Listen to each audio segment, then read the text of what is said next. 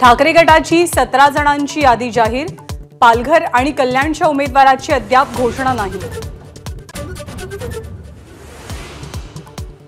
ठाकरे गटाकडून सांगलीत चंद्रहार पाटील यांना उमेदवारी, तर काँग्रेसचे विश्वजित कदम, विशाल पाटील सांगलीच्या जागेवरनं दिल्लीत सोनियांना भेटणार। कोविड काळातील खिचडी घोटाळा प्रकरणी अमोल कीर्तीकरांना ईडीचं समन्स। कीर्तीकर ठाकरे गटाचे उत्तर पश्चिम मतदारसंघाचे उमेदवार। लोकसभा निवडणुकीच्या तोंडावर शिवसेनेतील 5 ते 6 विद्यमान खासदारांचा सर्व्हे निगेटिव्ह। हेमंत गोडसे, भावना गवळी आणि हेमंत पाटील यांची उमेदवारी धोक्यात असल्याची चर्चा। नाशिकमधनं उमेदवारीसाठी छगन भुजबळांचं पक्ष नेतृत्वावर दबावतंत्र। तिकीट मिळालं नाही तर भाजपकडनं लढणार असल्याचा इशारा, विश्वसनीय सूत्रांची माहिती। लोकसभा निवडणुकीसाठी पहिल्या टप्प्याचा अर्ज भरण्याचा आजचा शेवटचा दिवस। 5 मतदारसंघातील एकूण 7 उमेदवार अर्ज दाखल करणार।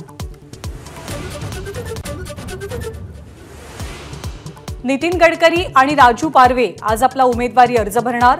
अर्ज दाखल करण्यापूर्वी घरात पूजा अर्चा, मुख्यमंत्री एकनाथ शिंदे आणि उपमुख्यमंत्री देवेंद्र फडणवीसांची उपस्थिती। अमरावतीमधनं नवनीत राणांनाच उमेदवारी दिली तर बंड करावं लागेल। बच्चू कडूंचा मुख्यमंत्री एकनाथ शिंदेंना इशारा, उमेदवार उभा करण्याचे दिले संकेत।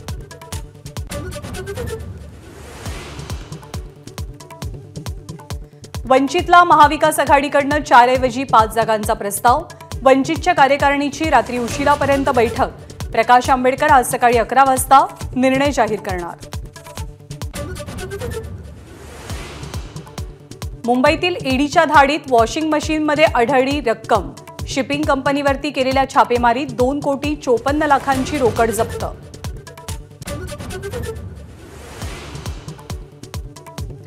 अरविंद केजरीवाल यांच्या आव्हान याचिकेवरती आज दिल्ली उच्च न्यायालयात सुनावणी।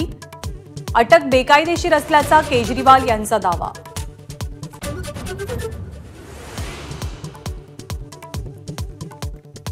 रामकृष्ण मिशनचे अध्यक्ष स्वामी स्मरणानंद यांचं वयाच्या 95व्या वर्षी निधन।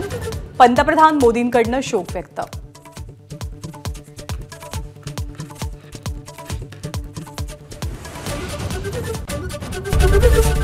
एबीपी माझा, उघडा डोळे बघा नीट।